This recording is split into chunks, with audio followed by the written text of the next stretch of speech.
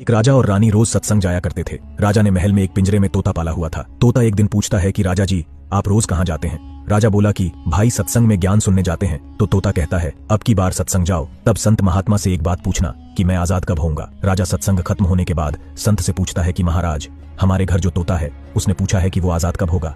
ऐसा सुनते ही संत बेहोश हो जाते हैं। राजा संत की हालत देखकर चुपचाप वहां से निकल जाते हैं।